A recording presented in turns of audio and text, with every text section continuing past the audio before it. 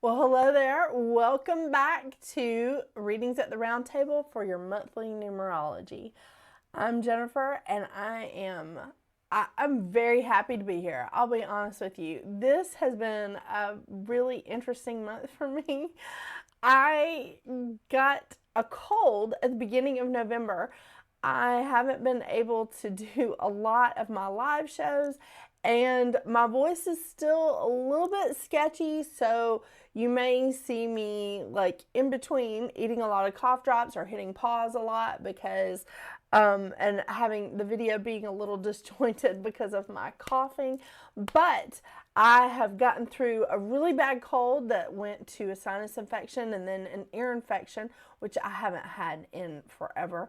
So I am very happy to be able to report to you for your monthly numerology in December. Oh yeah, here we go. I have a lot to tell you about December. Okay, so the last month of 2024 is really wrapping up this wonderful 8-year with a lot of like interesting stuff happening, and also helping push this year of manifesting that we've had, this year of intense manifesting energy, abundance, like whichever way we went with it. Remember how at the beginning of this year I said this can be a year of abundance, like you can manifest an abundance of really good things or abundance of really crappy things. So it's been an interesting year for this little Virgo, I'm just saying. But December is not going to shortchange us at all. We kick off December, the last month of this 8-year, with a new moon in Sagittarius. New moon in Sagittarius hits its peak on December 1st at 1:21 a.m. Eastern Standard Time. I know. It's good. And I have a little surprise for you when I get to the end of the month. So, well, I don't have a surprise. I'm just reporting it. You understand. On December 6th, we have Mars going retrograde in Leo.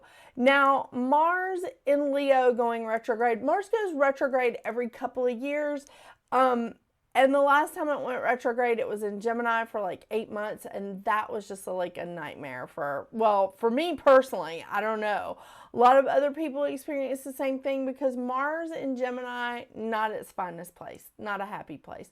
Mars in Leo, pretty okay. It is. However, Mars going retrograde in Leo is telling us to slow down, is telling us to stop, think, before we act, before we speak, before we start communicating with people. Like, really just stop and slow down, because Mars in Leo is more, it is internal, but it's more of more about recentering things, because this is putting, or we're starting to recognize some of the challenging aspects that are coming towards us when we're trying to reach our goals or we're trying to move forward in any way.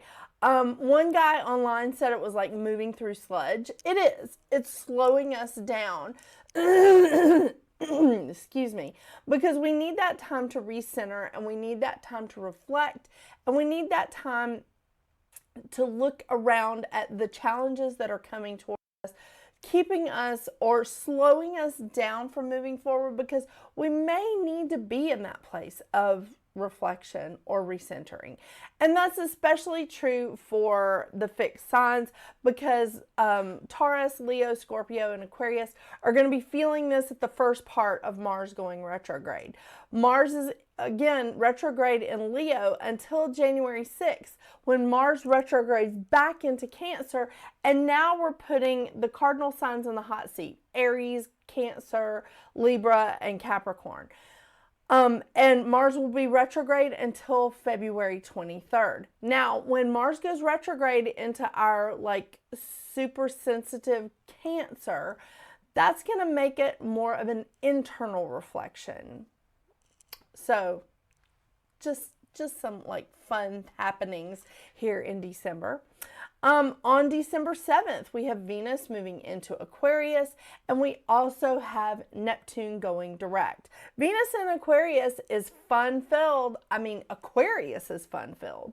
How many Aquarians do you know that are just like, they're the life of the party? I gotta tell you, there's a couple of Aquarians, and you know who you are, that when you guys call me and say, hey, I need an appointment, I will drop everything to run to your phone call and be like, what you got? What you got? I love it. On the 15th, we got some good news because Mercury is going direct in Sagittarius. What? And it's coming at the perfect time because we also have a full moon in Sagittarius on the same day, on the 15th. And for some reason, I don't have it written down as to what time that is, which seems a little odd to me. So let me just go back to my calendar that I put down here. Full moon 4:02 a.m. Eastern Standard Time is when it hits its peak. Yeah. Thank you, Llewellyn. Am I right?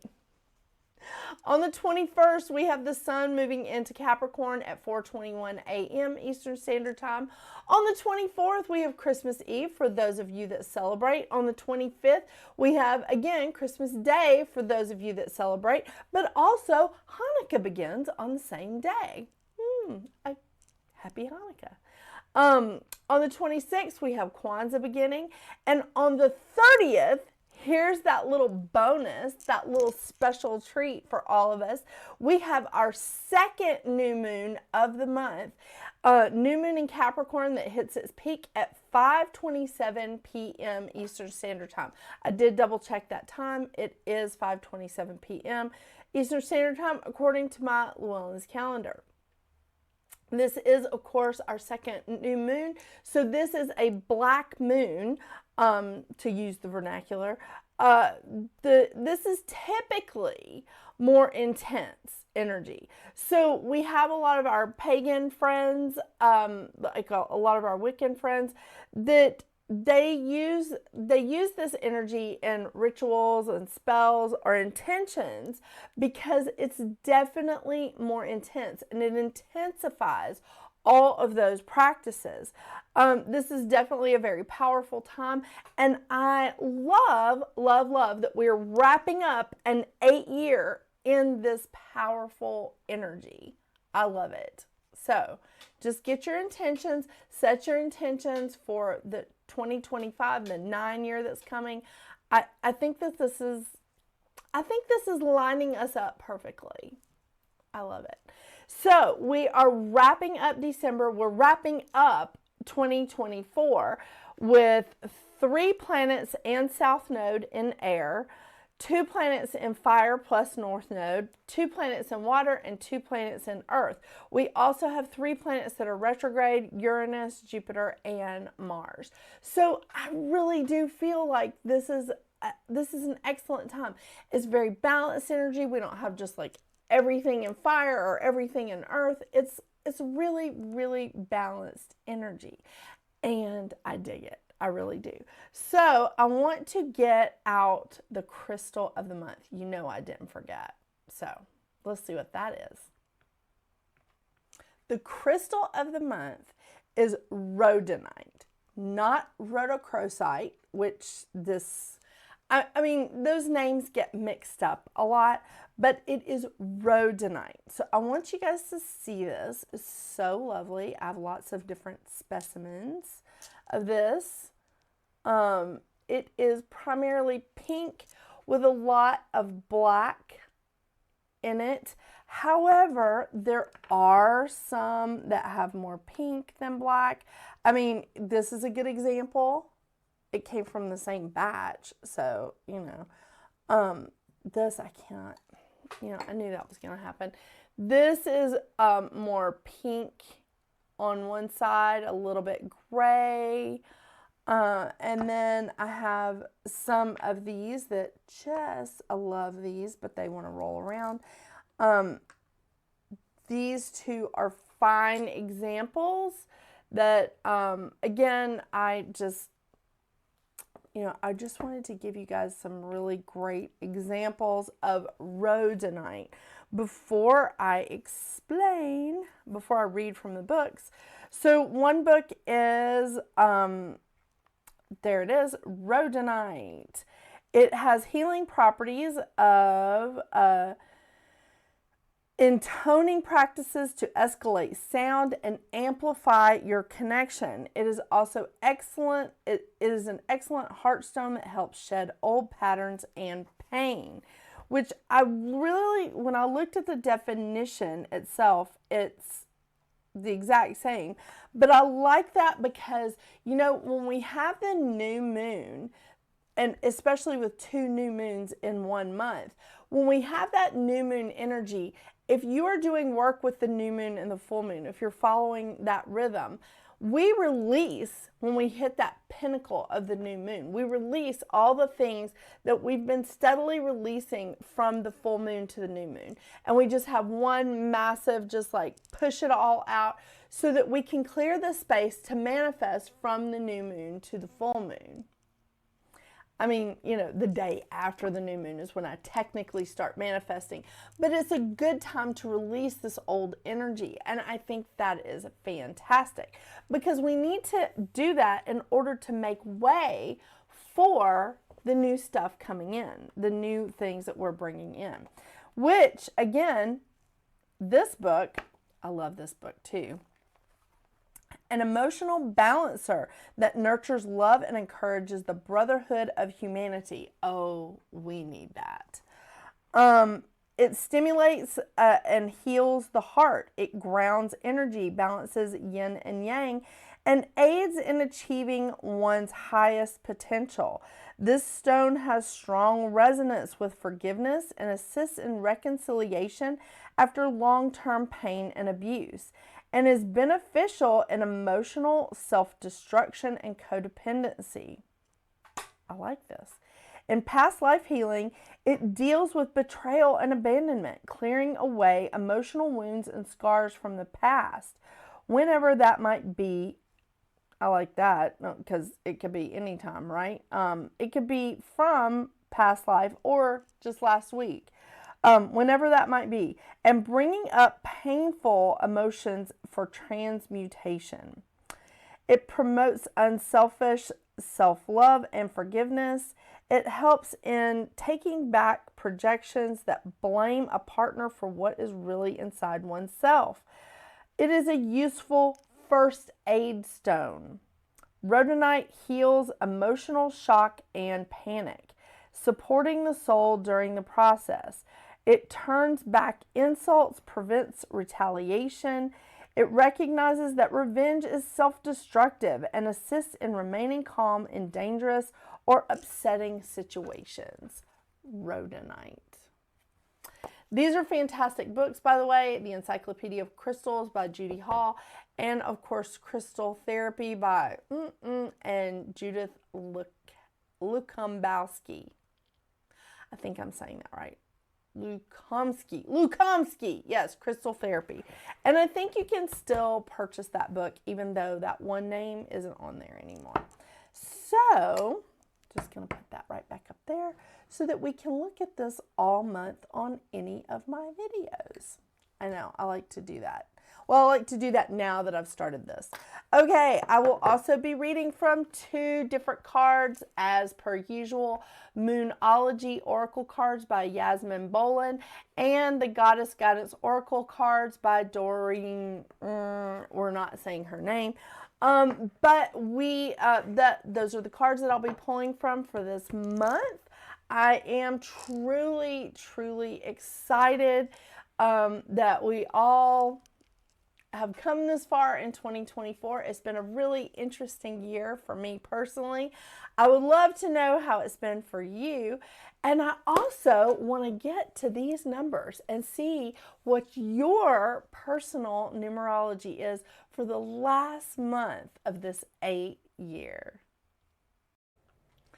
Hey everybody, real quick, full disclosure. This is another day of recording because my voice just like totally gave out. So I had to continue this on a different day. So, trying to keep up the continuity, not good at that. I try really hard because I'm a Virgo and I really like for things to be perfect. But the sun is shining today, and it hasn't been because it's been raining a lot. It's been really cloudy. And so I'm not bitching because the sun's shining. I love that it's a sunny day, but I really like it has to be sunny like right now after the cat has just pulled down my blackout shade. It's really perfect. So the lighting is going to look different. Hopefully my voice lasts like the rest of the readings that I'm doing today. Because I also have a couple of clients scheduled in. So we'll see how that goes. But one other thing is I've been doing projects with my kids. So I've paint on my fingers. They're not dirty. Please do not come at me in the comments or DM me or anything and tell me that my hands are dirty and that I should take better care. I've been doing projects with my kids and they are like, they don't look the freshest, okay? But they are clean. I have washed my hands. I've scrubbed them. But there's still some paint and there's still some stuff like on my fingernails. So whatever. But still very, very excited to see all of you back. And let's see what your individual numbers have for you.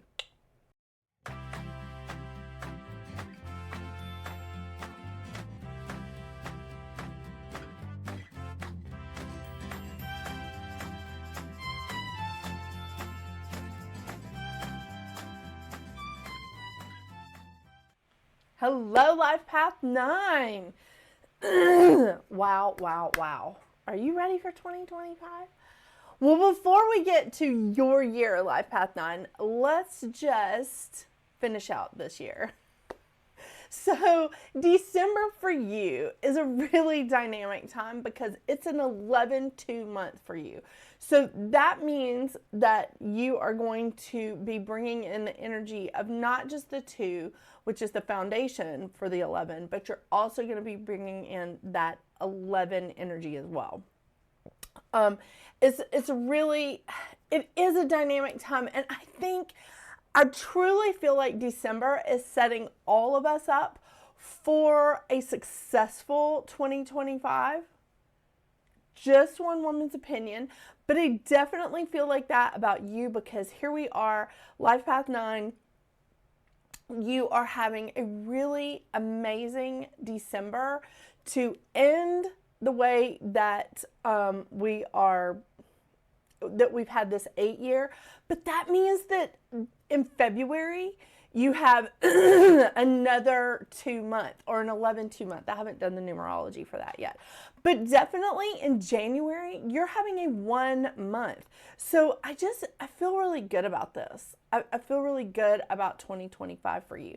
So where we're at with this last month of 2024 for you is the mantra of the 11 is I am divine inspiration making a difference in the world today. And isn't that amazing? Isn't that like an amazing thing for you to be walking into for this last month of 2028? 11 is all about enlightenment. It's all about using your intuition. It's an illumination. It's inspiration. It's powerful creativity and converting dreams into reality. And how amazing is that? In a 44-8 year, you're ending the year with converting dreams into reality before you step into your year, your numerology year. Excuse me, I'm sorry. I'm really trying hard to keep the voice going today. There's a lot of this, again, the spirit of accepting the divine inspiration this month. And that could mean that you could be opening yourself up to being clairaudient or clairvoyant. Okay, it's just based on how willing, like the clairaudience and clairvoyance really comes in based on like who you are and how open you are to receiving those gifts. But they're there. They're definitely there for you. Just like Mouse is for me. I know, a little bit of a disruptor sometimes. Oh my gosh. So let's move into the 2 energy, because really the 2 is the foundation for the 11. But 2 is about harmony and diplomacy. It's about balance. It is about love. But the thing is, it's not just harmony is not just an overwhelming amount of happiness or an overwhelming amount of sadness. It is definitely a balance between the 2. So 2 is all about couples, partnerships, whether those partnerships are in a romantic sense, in, hold on. Sorry, cats, what are you going to do? So it's all about partnerships in every sense: romantic, business, friendships, family. And I think December is a huge time of getting all of those factions together, or like spending time with all of those individuals. This is a big time of unity, bringing like different communities or work groups together, or just, again, you're trying to embrace and make it work for everyone. Balance, diplomacy, harmony, lots of love is going to be called for. It's a really great time to have this open heart, making soul connections for yourself and like other people. I know it sounds kind of crazy. I'm not suggesting that this is a time for you to be a matchmaker, but I've seen weirder things happen. This is definitely a time of you embracing your individual self while trying to be a part of a couple or a group or a community, and just saying, okay, I'm still my individual self. I'm not losing that part of me, but I do want to be a part of the group, the couple, the community. Yeah. This is also a huge time of law of attraction. So when you are thinking it, you are bringing it in. When you're feeling it, you're bringing it in. Keep that in mind. People that are a life path 2 or a life path 11, they do this all the time. So if they're being pessimistic, they're bringing that in. If they're being very positive, they're bringing that energy in. Keep that in mind during December. And I think because we have 2 new moons, it is going to intensify that law of attraction energy for you. This is kind of good though. I mean, it can be great. It really can. The mantra of the 2 is, with an open heart, I joyously receive and offer infinite love. It's great. It's great. It really is. So, there was something that I just it went right out of my head. Do you see? This is why I have to use notes. I mean, because I can't. The lesson of the 2 is, how do we cooperate, love, connect, and open our hearts without losing ourselves? Which does lead me to the shadow side of the 2. The shadow side of the 2, one of them, is sacrificing the self when becoming part of a group or a couple, a friendship, a business, whatever, or even family. Whatever it is, people that are 2s, and when they're in their shadow side, they can have a tendency to place everyone else above themselves.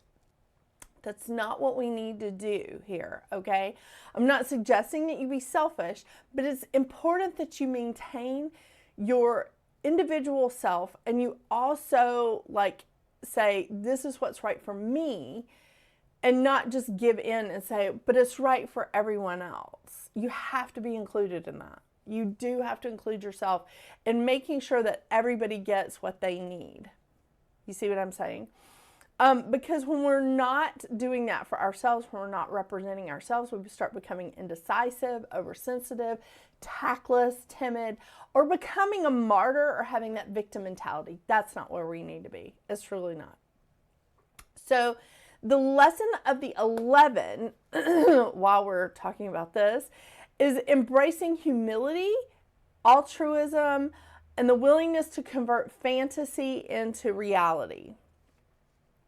Now, I say this because, like, 11s can be a little sensitive. No, they can be way sensitive. I live with an 11. I'm married to an 11 too. And yes, this energy can be very sensitive. It can be a little too sensitive. It can be impractical. And it really, the challenges of the 11, the shadow side of an 11, is learning to interact with other people publicly. I know it sounds a little crazy, but that's real. Also, when you're in that 11 energy, embrace the gifts that are coming into you, because if you don't, you're really going to start feeling like persistent things happening to your physical body, like headaches. Long term, it would be like gallstones or kidney stones or something like that. But you're not going to be in this long term. You are going to be in it for a month, and then you're going to be in it for another month at the beginning of 2025. But I just want to let you know that embrace some of these gifts that are coming into you in this really powerful month, especially with these 2 new moons. I'm not going to dwell on the Mars and Mercury retrograde for you, because your whole mantra, Life Path 9, is I embody the flow of this moment with courage to change. And I don't think like putting ourselves in that energy of, like, Mercury retrograde happens so often, and Mars retrograde only happens a couple of times. Like, well, it only happens every couple of years. So this is going to be definitely a time of releasing for you. That's your life path. This is a phenomenal way for you to wrap up a very powerful year and move into your life path year with courage to change. Especially with your shadow sides of fear of change and fighting change, which could make other people think that you're impulsive or moody. It can even lead to some being a little careless with our money. So that's the thing here, is that just anchor yourself. You're moving into a 2025 year, and anchor yourself with this wonderful energy here in December, so that you can move into your life path number year with courage to change. I love it. I love it. I love it. All right, let's see what the cards have to say for you. I do feel like, and I tell people this all the time, we can't ignore our shadow sides. We can't like sweep them under the rug. We can like acknowledge them and just say, okay, this is how I'm feeling. This is the issue that I'm dealing with. But don't camp out in it. We're not going to stay there. Oh, I'm sorry about my voice. I feel like I haven't even been talking that long today, but I have. I mean,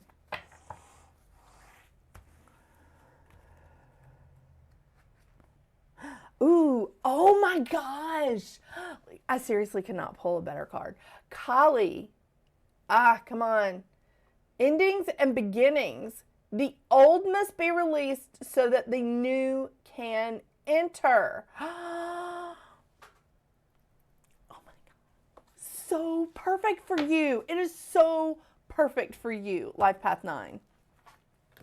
I think that's really why you have this wonderful 11-2 energy here at the end of this year, because I really do think that 2025 can be a wonderful and very illuminating and magical time for you, should you choose it. It's not easy. It's not easy when you're in your life path year. I know, because guess when my life path year was? 2020.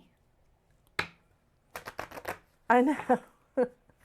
I started a new business in 2020.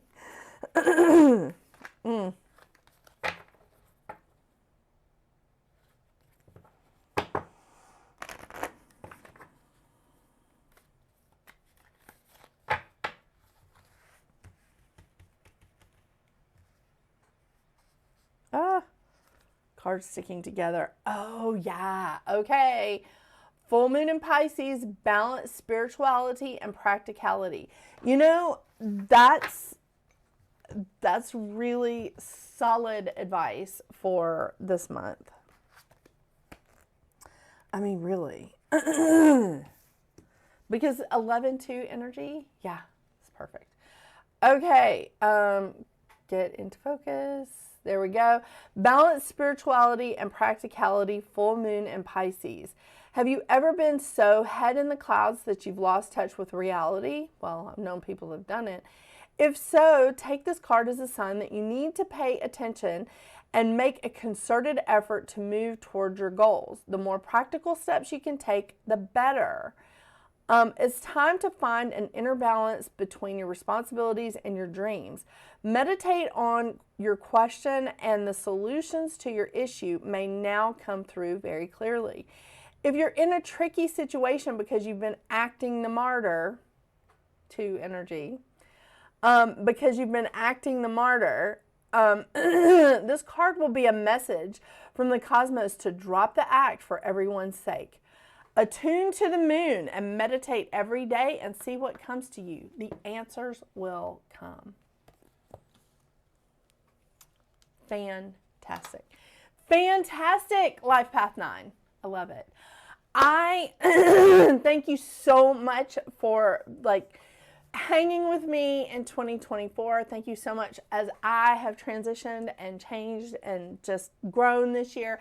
Thank you so much for sticking with me. I do appreciate it. I'm so looking forward to 2025 and the 9-year that it's bringing us. Yeah, this is going to be your life path year. So I'm very excited about that for you. I hope you have a wonderful, wonderful December. And until we see each other in that new year, get out there and make your magic. Bye.